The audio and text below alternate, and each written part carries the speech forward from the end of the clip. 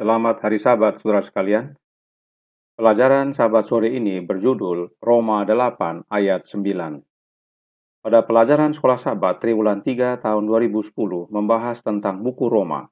Sehubungan dengan Roma 8 ayat 9, penulis Sekolah Sabat yaitu Don F. Neufeld menuliskan yang berikut ini. Hidup dalam daging dibandingkan dengan hidup dalam roh. Hidup dalam roh dikendalikan oleh Roh Allah, yakni Roh Kudus. Dalam pasal ini, dia disebut Roh Kristus.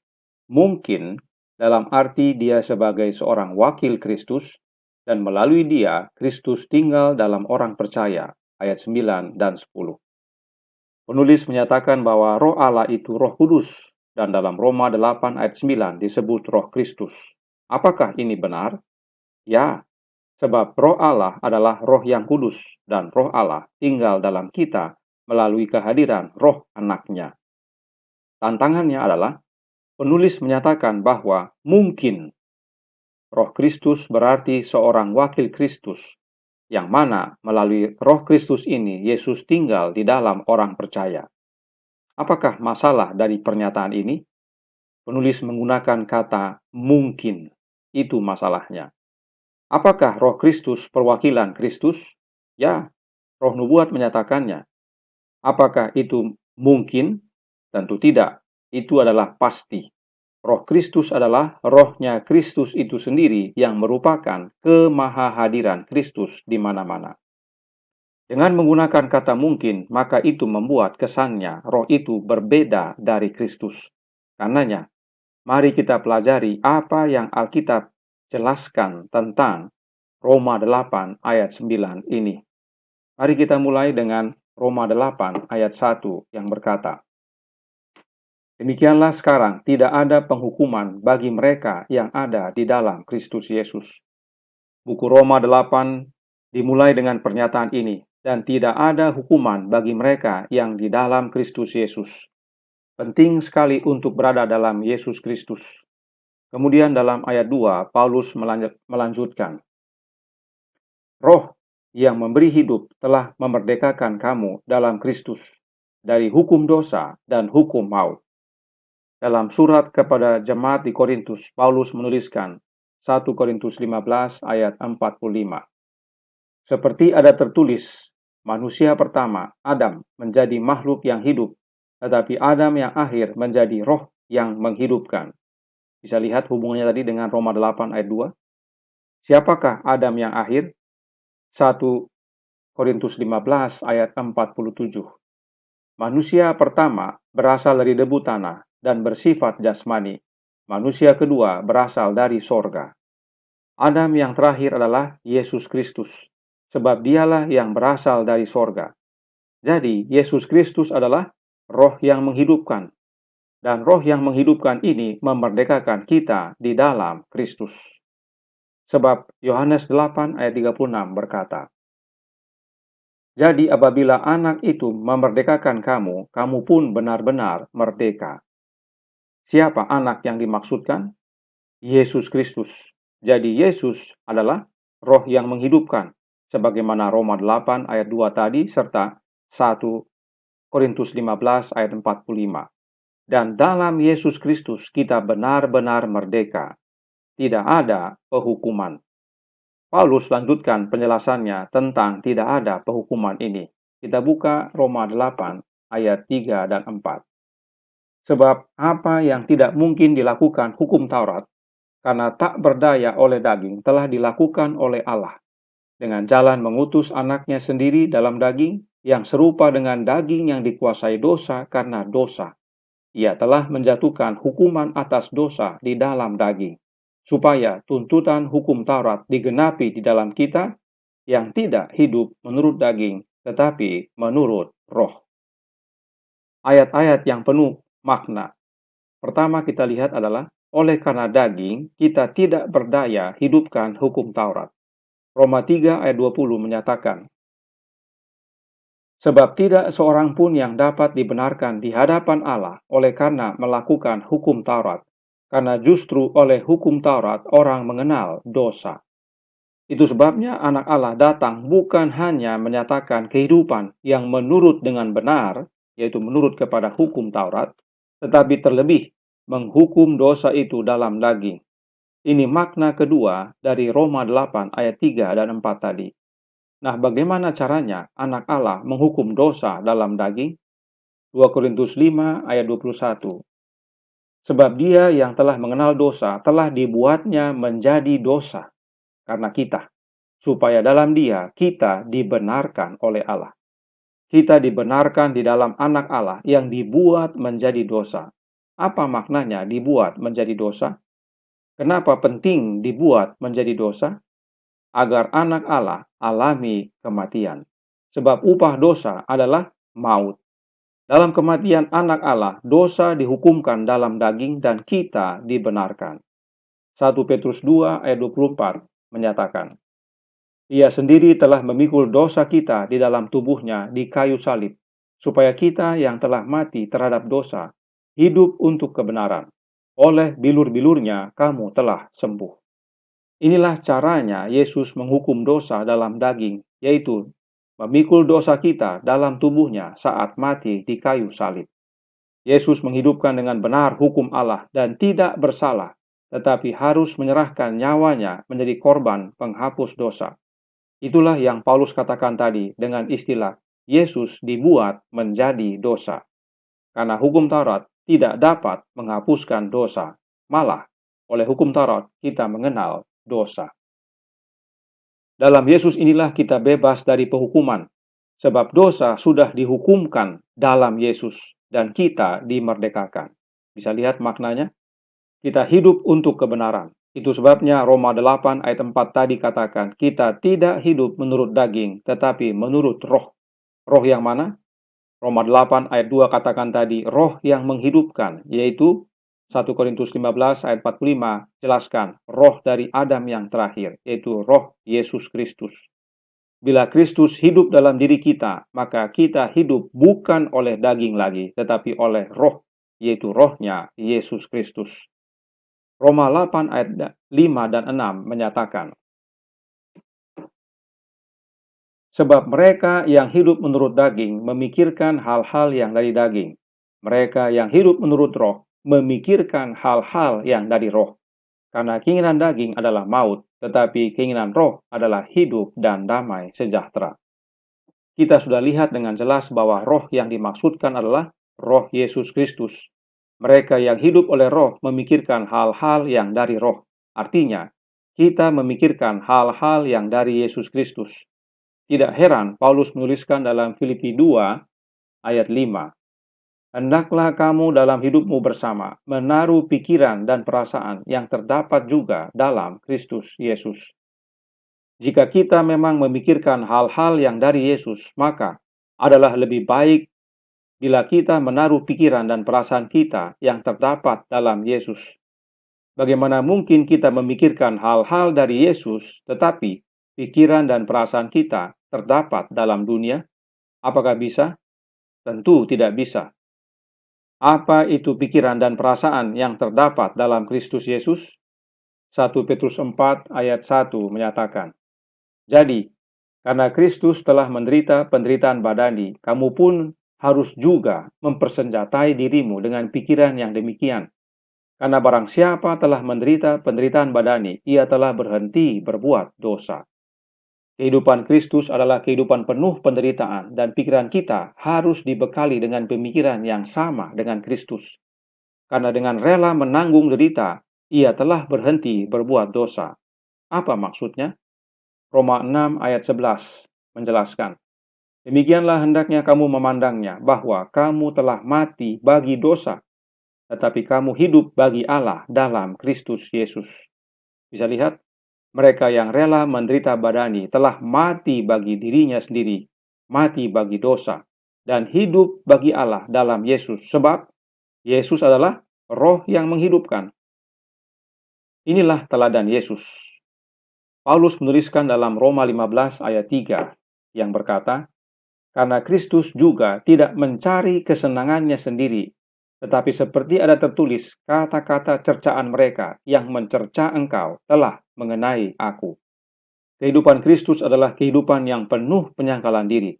Saat menderita dan dicerca, bukan dirinya yang dia ingat, tapi Bapanya.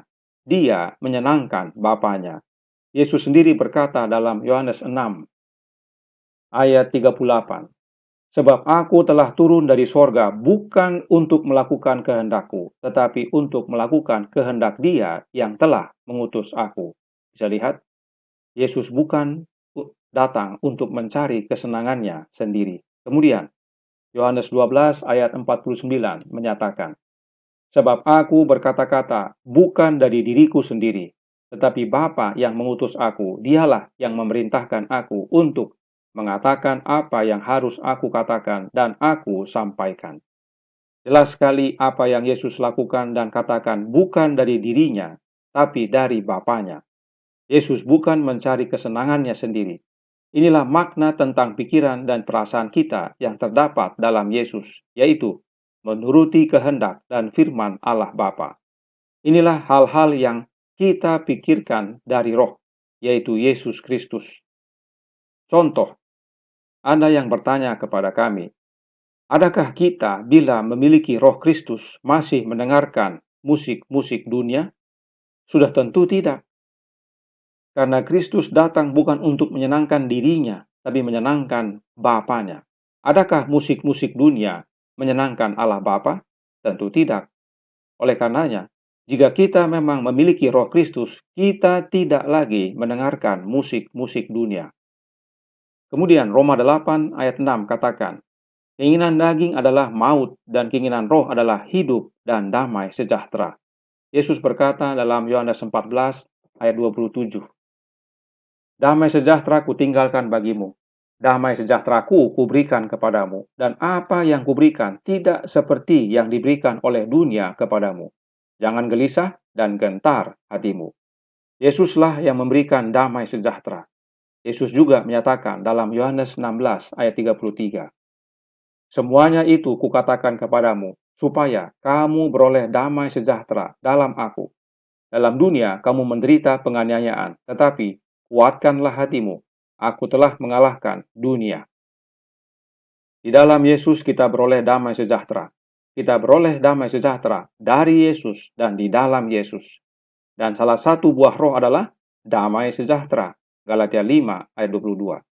Lalu bagaimana dengan pernyataan Paulus berikut ini? Roma 15 ayat 33. Allah, sumber damai sejahtera, menyertai kamu sekalian. Amin. Siapa Allah dalam tulisan Paulus? Bapa. Baca 1 Korintus 8 ayat 6. Jadi, Allah Bapa adalah sumber damai sejahtera.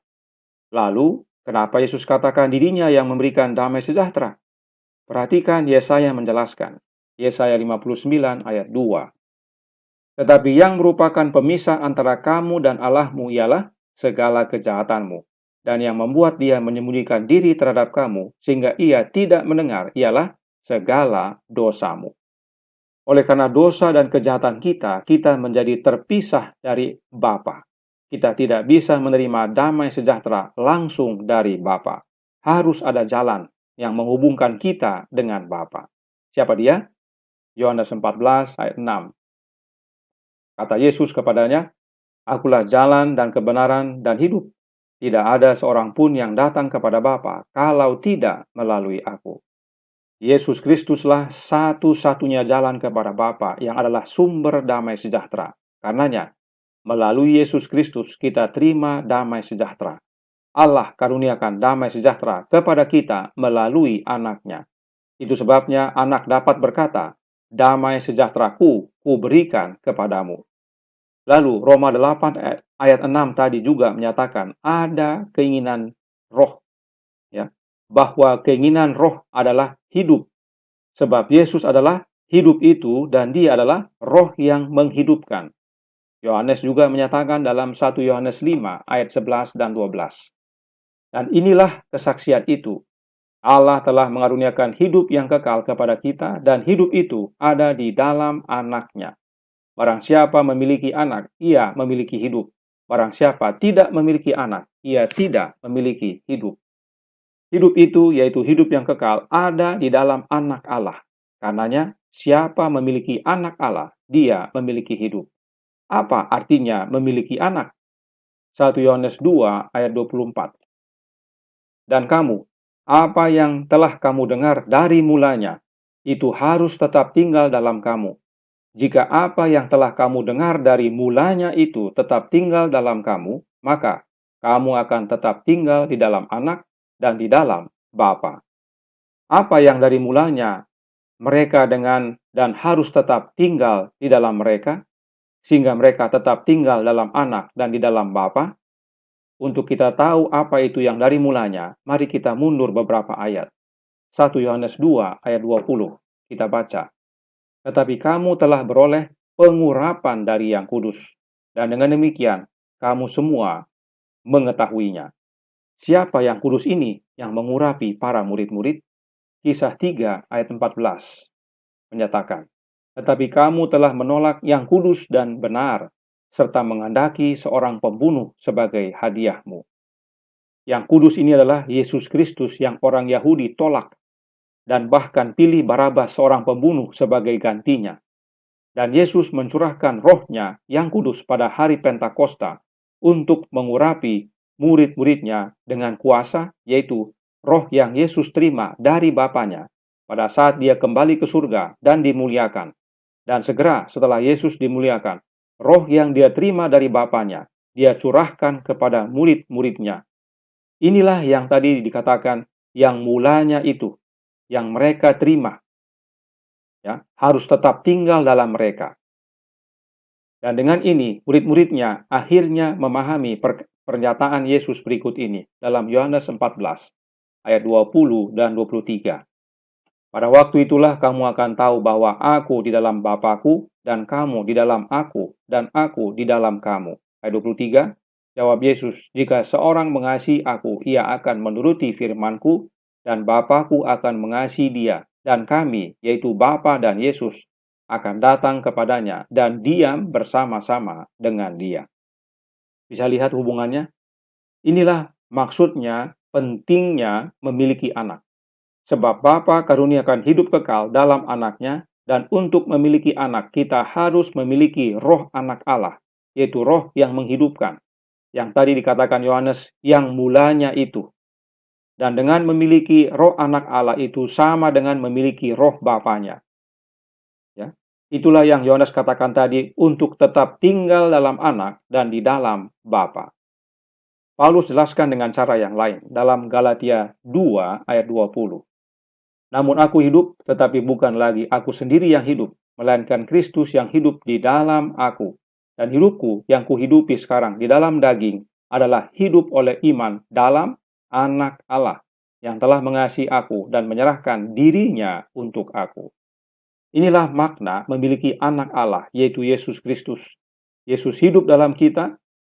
Itulah satu-satunya cara memiliki Kristus, anak Allah. Inilah keinginan roh itu, yaitu hidup dalam anak Allah. Sebab roh itu adalah roh anak Allah, roh yang menghidupkan. Mari kita lanjutkan.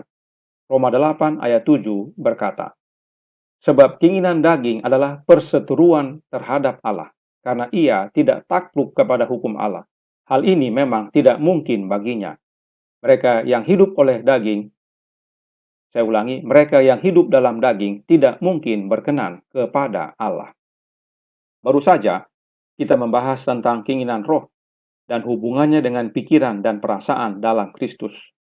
Perhatikan dalam versi King James disebutkan, keinginan daging adalah carnal mind atau pikiran karnal.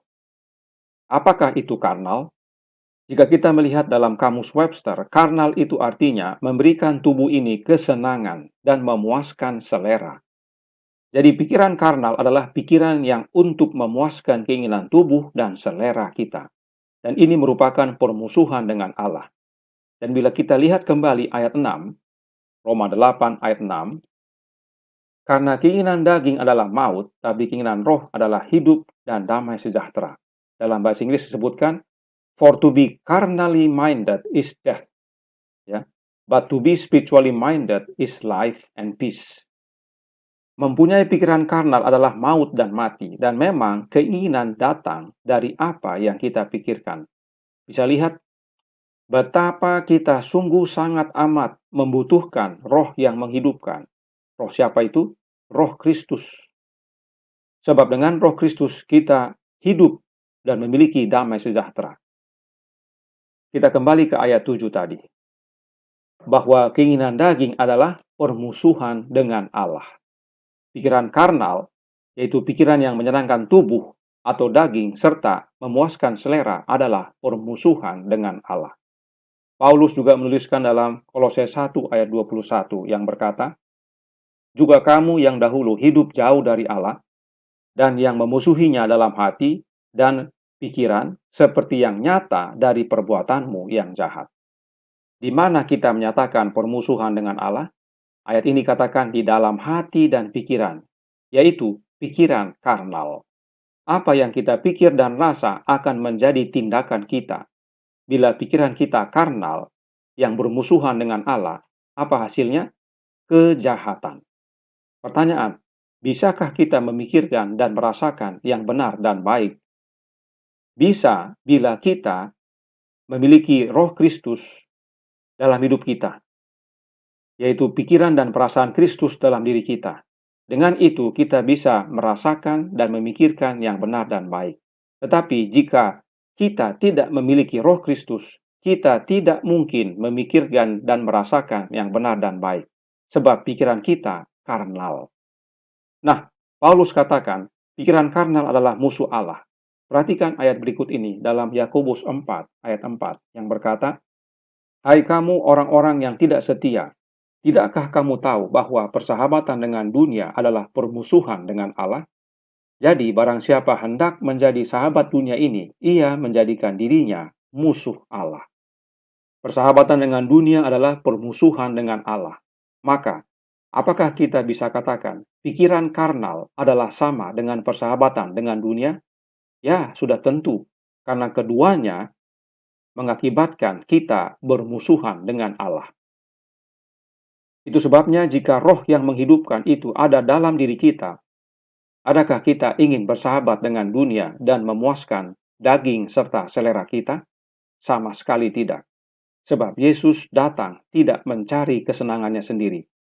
Maka bila kita memiliki rohnya, hidup yang sama jadi bagian kita. Yohanes menasihatkan dalam 1 Yohanes 2 ayat 15 dan 16. Janganlah kamu mengasihi dunia dan apa yang ada di dalamnya. Jikalau orang mengasihi dunia, maka kasih akan Bapa tidak ada dalam orang itu. Sebab semua yang ada dalam dunia, yaitu keinginan daging dan keinginan mata, serta keangkuhan hidup, bukanlah berasal dari Bapa, melainkan dari dunia. Bisa lihat betapa umat Allah harus sungguh-sungguh berbeda dengan dunia. Bukan untuk membenci dunia, tetapi untuk hidup berbeda dengan dunia. Kasih kita kepada Bapa dan anaknya, bukan kepada dunia. Hidup kita harus menjadi terang kepada dunia. Sebagai informasi, Nyonya White pernah menggunakan kata Trinitas, tapi bukan untuk kealahan, tetapi untuk yang ditandai warna merah, biru, dan hijau. Nyonya White sebut Trinitas dunia. Bisa lihat dalam suratnya nomor 43 tahun 1898, paragraf 25. Trinitas dunia, yang White katakan adalah keinginan daging, keinginan mata, serta keangkuhan hidup. Kita kelompok anti-trinitas. Artinya, kita anti keinginan daging, anti keinginan mata, dan anti keangkuhan hidup. Bisa lihat, jika kita belum sungguh-sungguh anti-trinitas, kita akan kesulitan menerima pekabaran anti-trinitas ini. Apa artinya? Jangan hanya menolak Allah Trinitas. Kita juga harus menolak Trinitas dunia, yaitu keinginan daging, keinginan mata, dan keangkuhan hidup. Bagi mereka yang hanya menolak Allah Trinitas, tapi belum menolak Trinitas dunia, akan kesulitan untuk menerima kebenaran ini dengan sesungguhnya. Jadi, pikiran karnal, persahabatan dengan dunia, atau mengasihi dunia adalah musuh Allah Bapa. Tidak mungkin kita mengasihi Bapa sementara masih mengasihi dunia. Ingat pelajaran renungan pagi kita tentang hari pendamaian. Kita diminta untuk selidiki hati. Adakah kita masih memuaskan tubuh kita dengan kesenangan dunia serta selera dunia ini? Adakah kita masih pelihara pikiran karnal? Itu sebabnya dalam ayat 8 Paulus menyatakan, Roma 8 ayat 8, yang berkata, mereka yang hidup dalam daging tidak mungkin berkenan kepada Allah. Hidup dalam daging artinya mempunyai pikiran karnal, persahabatan dengan dunia dan mengasihi dunia, memuaskan selera dan keinginan tubuh atau daging. Yang demikian tidak mungkin berkenan kepada Allah, sebab yang demikian adalah permusuhan dengan Allah Bapa. Kenapa ini semua perlu kita pelajari dan pahami? Agar makna ayat yang merupakan judul pelajaran kita, yaitu Roma 8 ayat 11. Saya ulangi, Roma 8 ayat 9, semakin jelas bagi kita. Roma 8 ayat 9 yang berkata, tetapi kamu tidak hidup dalam daging, melainkan dalam roh, jika memang roh Allah diam di dalam kamu. Tetapi jika orang tidak memiliki roh Kristus, ia bukan milik Kristus. Rasul Yohanes dan Paulus sudah jelaskan tadi bagaimana roh Allah diam dalam diri kita, yaitu melalui kehadiran roh anaknya, roh Kristus. Dan jika kita tidak memiliki roh Kristus, kita bukan milik Kristus. Dan jika kita adalah milik Kristus, maka kita, Galatia 5 ayat 24 katakan, barang siapa menjadi milik Kristus, Yesus, ia telah menyalibkan daging dengan segala hawa nafsu dan keinginannya. Bisa lihat? Jelas sekali makna memiliki roh Kristus tersebut. Jika kita masih mempunyai pikiran karnal, persahabatan dengan dunia, mengasihi dunia, apakah kita milik Kristus? Tentu tidak. Karena roh yang lain yang hidup dalam diri kita. Tetapi, jika kita memiliki roh Kristus, maka keinginan mata, keinginan daging, keangkuhan dunia, pikiran karnal tidak lagi menjadi bagian kita.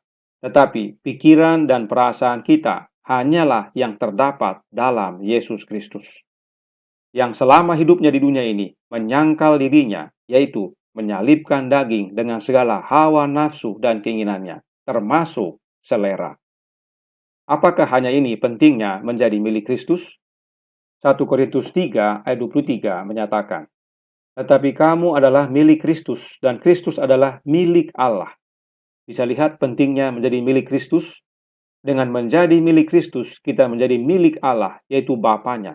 Sebab hanya satu jalan kepada Bapa, yaitu anaknya, Yesus Kristus.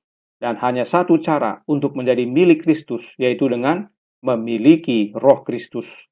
Inilah pentingnya kita memahami kebenaran tentang Allah Bapa dan anaknya.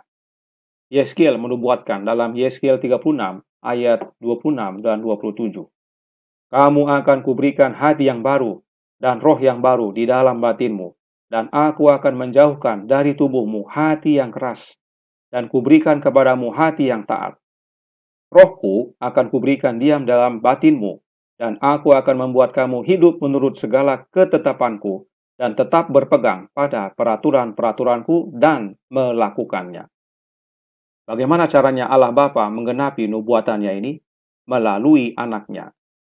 Sebab hati kita baru hanya dengan menerima kehadiran roh anak Allah dalam hati kita.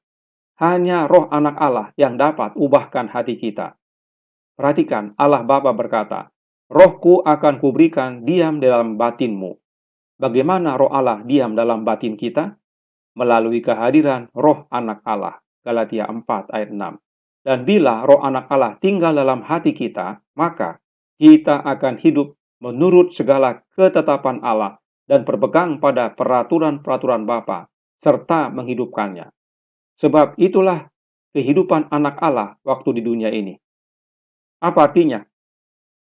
Kita tidak mempunyai pikiran karnal. Kita tidak lagi bersahabat dengan dunia. Kita tidak mengasihi dunia. Dengan memiliki roh anak Allah, kita hanya mengasihi Bapa, yaitu dengan mengasihi anaknya. Inilah pentingnya memiliki anak dalam hidup kita. Kita menjadi ciptaan baru di dalam Yesus. Paulus Lanjutkan dalam Roma 8 ayat 10. Tetapi jika Kristus ada di dalam kamu, maka tubuh memang mati karena dosa, tapi roh adalah kehidupan oleh karena kebenaran. Bagaimana Kristus ada dalam kita? Melalui kehadiran rohnya yang kudus, roh Kristus, sebagaimana Roma 8 ayat 9 tadi. Dan bila roh Kristus ada dalam hidup kita, tubuh kita memang mati sebab telah jatuh dalam dosa. Tetapi karena Kristus adalah roh yang menghidupkan, Roma 8 ayat 2 serta 1 Korintus 15 ayat 45, maka kita hidup dan hidup oleh karena kebenaran. Sebab Yesuslah kebenaran itu. Karenanya Paulus nyatakan dalam Kolose 3 ayat 3 dan 4. Sebab kamu telah mati dan hidupmu tersembunyi bersama dengan Kristus di dalam Allah. Apabila Kristus yang adalah hidup kita menyatakan diri kelak, kamu pun akan menyatakan diri bersama dengan Dia dalam kemuliaan. Bila Kristus hidup dalam diri kita, maka pikiran karnal, pikiran yang senangnya menyenangkan tubuh dan selera, akan mati. Dan tidak hanya itu, bila Kristus adalah hidup kita, yaitu bila rohnya tinggal dalam diri kita, maka saat Yesus datang kedua kali, kita akan diselamatkan. Kalaupun kita sudah meninggal, kita akan dibangkitkan. Tidak heran, Paulus tutup perikop Roma 8 ayat 1-11 dengan ayat berikut ini, yaitu Roma 8 ayat 11. Perhatikan baik-baik. Dan jika roh Dia yang telah membangkitkan Yesus dari antara orang mati diam di dalam kamu, maka Ia yang telah membangkitkan Yesus Kristus dari antara orang mati akan menghidupkan juga tubuhmu yang fana itu oleh rohnya yang diam di dalam kamu. Ayat yang sangat menguatkan. Roh siapa yang bangkitkan Yesus? Roh Allah Bapa. Roh Allah Bapa inilah yang akan bangkitkan kita karena roh Allah Bapa ini diam di dalam kita. Bagaimana caranya roh Allah Bapa diam dalam kita? Melalui kehadiran roh anak Allah, yaitu roh Kristus. Bisa lihat pentingnya memiliki roh Kristus ini? Dengan kata lain, memiliki roh Kristus sama dengan memiliki kehidupan. Sebab hidup kekal Allah Bapa karuniakan melalui anaknya. 1 Yohanes 5 ayat 11 dan 12. Dan Kristus telah menjadi roh yang menghidupkan. 1 Korintus 15 ayat 45. Dan saudaraku dalam Tuhan, ini pasti, bukan mungkin. Inilah pesan utama dari Roma 8 ayat 9. Dan sama sekali tidak ada ajaran Trinitas. Sejak awal sampai akhir perikop yang kita lihat adalah peran Allah Bapa dan anaknya. Dan bagaimana mereka, yaitu Bapa dan anak, hadir dalam hidup kita melalui rohnya yang kudus. Kenapa saya bilang rohnya yang kudus dan bukan roh mereka yang kudus? Sebab roh itu dari Allah Bapa diberikan kepada anaknya, dan kemudian dari anak diberikan ke dalam hati kita. Hanya ada satu roh, Efesus 4 ayat 4. Kita sekarang hidup dalam masa hari pendamaian yang besar. Roh Nubuat katakan dalam Appeal and Suggestions to Conference Officers halaman 25 paragraf 2 bahwa yang kita butuhkan dalam masa pemeriksaan ini atau hari pendamaian besar adalah Roh Kudus Kristus. Lihat pelajaran renungan pagi tanggal 28 Februari 2020. Karena Roh Kudus Kristuslah yang membenarkan dan menguduskan jiwa kita. Dan pada saat pintu kasihan ditutup, kita didapati benar bila kita memiliki Roh Kristus. Mari kita minta setiap saat, setiap hari kehadiran Roh Kristus dalam hati kita, hingga pada akhirnya kita menjadi milik Dia selamanya, bersama Dia dalam kerajaan dan kemuliaannya. Tuhan memberkati, saya bawa dalam nama Yesus. Amin.